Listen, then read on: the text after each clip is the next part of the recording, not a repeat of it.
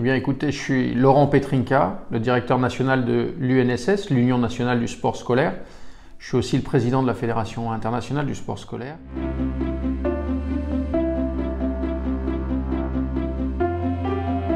Quand on atteint la barre des 1 150 000, peut-être 1,2 million à la fin d'année, et qu'on rentre dans la catégorie médaille d'argent, puisque nous sommes désormais la deuxième fédération sportive en France, c'est d'abord l'idée de dire qu'il y a beaucoup de travail derrière, c'est la reconnaissance du travail qui est fait. Deuxièmement, c'est aussi l'idée des réussites de nos innovations, c'est-à-dire qu'on fait en sorte d'être sur la tradition, c'est-à-dire nos gros sports, le foot, l'athlé, tous ceux qu'on a connus dans notre jeunesse et qui restent très importants dans le paysage sportif scolaire, mais aussi tous les sports innovants qu'on a lancés ces dernières années.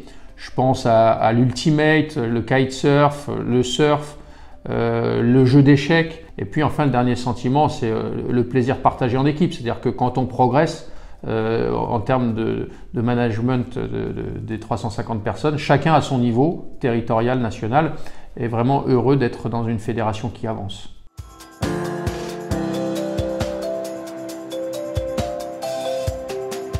On en a beaucoup, on est dans le nouveau plan AIR, R, accessibilité, innovation, responsabilité de l'UNSS. C'est un plan qui va durer 4 ans et dans ce plan, il y a un ensemble de mesures. D'abord, être toujours au plus près de l'accessibilité, c'est-à-dire c'est vraiment le sport pour tous.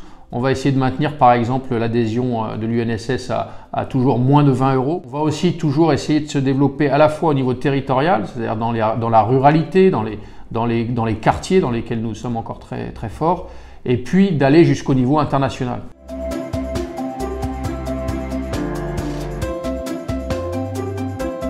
Alors il y a beaucoup de points communs entre ICOTIS et l'UNSS et c'est pour ça qu'on a souhaité s'associer avec vous.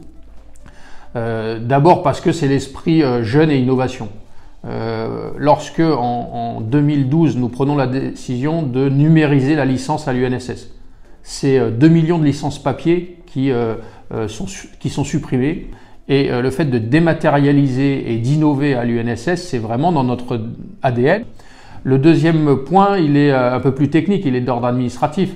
C'est-à-dire clairement, on se souvient, on a tous été à l'UNSS en général professeurs, et une des choses les plus ennuyeuses, les plus embêtantes, parfois on n'y arrive même pas jusqu'à la fin d'année, c'est d'avoir la cotisation par le chèque, par l'argent, par différentes méthodes qui font qu'on est obligé de relancer sans arrêt les familles, les élèves sur l'aspect des cotisations.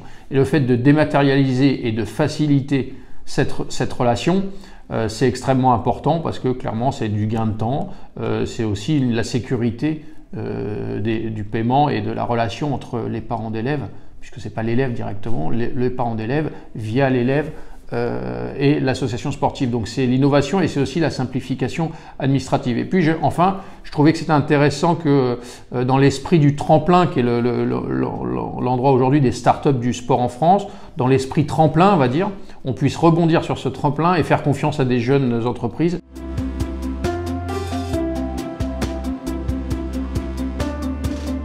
Le développement passe par différents sujets, c'est le qualitatif et le quantitatif. Sur le qualitatif, ce sont nos projets que nous développons régulièrement, nous en avons parlé.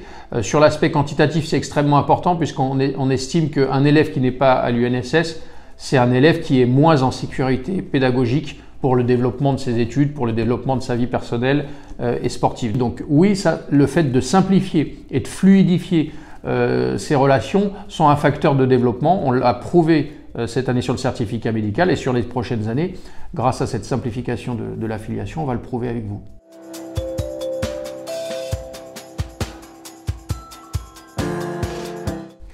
Ce que je conseille aux élèves, c'est de se rapprocher des équipes d'ICOTIS pour lever certains freins, certaines contraintes administratives pour savoir comment travailler, puisque l'école doit s'ouvrir au monde. C'est un des grands sujets de l'évolution du système éducatif, et l'école n'est pas toujours habituée à travailler avec des partenaires extérieurs. Donc il faut prendre le temps de connaître, de comprendre les cultures, de voir les avantages, donc se rapprocher des équipes pour pouvoir construire sur le long terme une relation de qualité, et ensuite les choses se feront naturellement.